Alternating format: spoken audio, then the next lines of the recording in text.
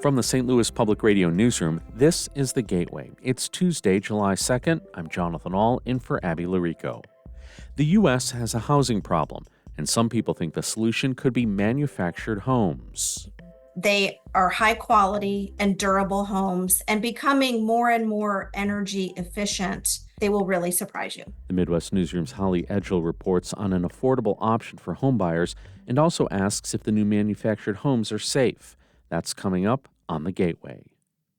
A Missouri congressman who represents the southeast part of the state wants to prevent states from placing children into foster care solely because of poverty.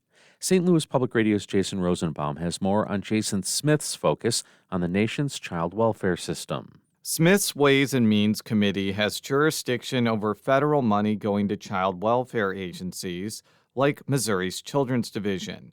He's backing legislation that would allow federal grants to go towards state efforts to relieve immediate housing or transportation concerns that may lead to neglect investigations. The bill also requires states to come up with policies stipulating that poverty can't be the sole reason to place kids in foster care. There's a big difference between true neglect and poverty. They're not the same. They can get mixed in the same basket. Smith, a Republican, is working on the legislation with Gwen Moore, a Democrat from Wisconsin. I'm Jason Rosenbaum, St. Louis Public Radio. St. Louis City SC head coach Bradley Carnell has been fired just 6 months after his contract was extended. He led City SC to the best record in the Western Conference last year in the MLS team's first year. The team has fallen short this season with a record of 3 wins, 10 draws, and 7 losses. City SC sporting director Lutz Pfannenstiel says the decision wasn't easy, but believes it was the right one to make to get the team to the playoffs. In recent weeks, we did look flat. We did look not as sharp as we were last year. And that is the moment when you feel you have to make a change. And that's why we did it. Technical director John Hackworth will now serve as the team's interim head coach as City SC searches for a replacement. Kanakuk is facing another civil lawsuit from a Colorado man who says he was sexually abused by one of its counselors.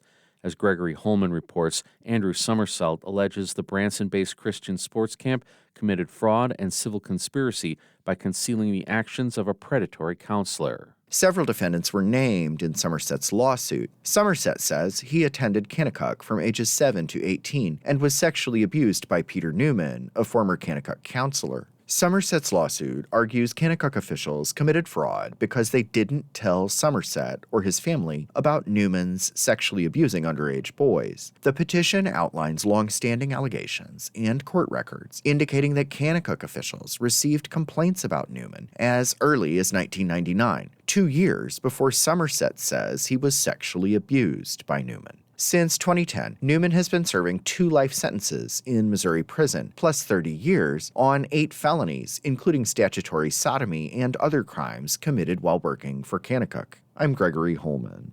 Bird flu has infected dairy cows in a dozen states since the first outbreak earlier this year. But testing for the virus is largely voluntary and varies state by state. Iowa has taken a more proactive approach. The state announced in early June that dairies within a 12-mile radius of infected poultry sites would need to be tested. Scott Polk is an extension veterinarian in Missouri.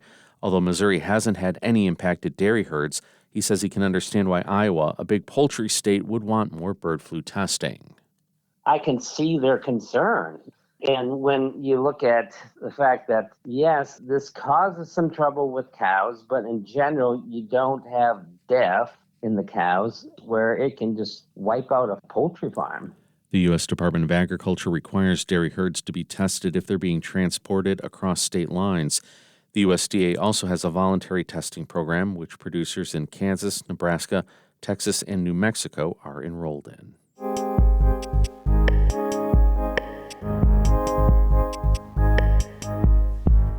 The Biden administration wants the nation's house hunters to give manufactured homes a try because they're more affordable. Meanwhile, officials are close to updating construction codes to make the homes more climate resilient. But as Holly Edgell of the Midwest Newsroom reports, some housing experts say the new homes still pose safety issues during extreme weather events. In early June, a new neighborhood appeared, seemingly overnight, on the National Mall in Washington. It was a temporary display of modern manufactured homes and part of the Housing and Urban Development Innovative Design Showcase. Here's Teresa Baker Payne in an interview with the Midwest Newsroom before the showcase. She leads HUD's manufactured housing program. I encourage everybody, go see what these homes look like. On the outside, many manufactured homes look like houses in any new subdivision. On the inside, you'll find features like granite countertops and stainless steel appliances. You'll also find energy-efficient heating and cooling systems to reduce the home's carbon footprint. They are high quality and durable homes and becoming more and more energy efficient. They will really surprise you. About 800 miles away, kids play at Terrace Heights in Dubuque, Iowa. It's a community that features what many people call trailers or mobile homes. The aging structures here are a far cry from those in the Washington showcase. You move into a trailer because you want lower rent. You want to be able to afford things. I could never live out in a, say a duplex or someplace because I couldn't afford that kind of rent. Lynn Murphy lives in a Terrace Heights home that was built in 1978. There's no insulation, and her appliances are outdated. My heat bills and my cooling bills are air conditioning is very high. Now my daughter lives around the corner. She has a newer trailer. Her heating and her electric is not as much as mine is. In its latest report, Harvard University's Joint Center for Housing says lack of affordability is hitting both the for-sale and the for-rent housing markets. The report points to manufactured housing as a solution, calling it a well-established and affordable building technique with costs as low as 35% of an equivalent home built on a piece of property, what's known as a site-built home. But extreme weather events can still take their toll. If a tornado would be coming into Dubuque, we would have to literally pack up, your animals, get in a car, and go find someplace safe. Nick Gromyko founded the International Association of Certified Home Inspectors, a leading training and certification program for the profession. He says manufactured homes are improving, but construction methods for site-built houses hold up better. We still can't get around the fact that when you see a storm come through Florida, the stick-built homes still last better in the wind. When tornadoes approach manufactured homes, regardless of what standards they're built to from what I've seen, it's just a complete failure.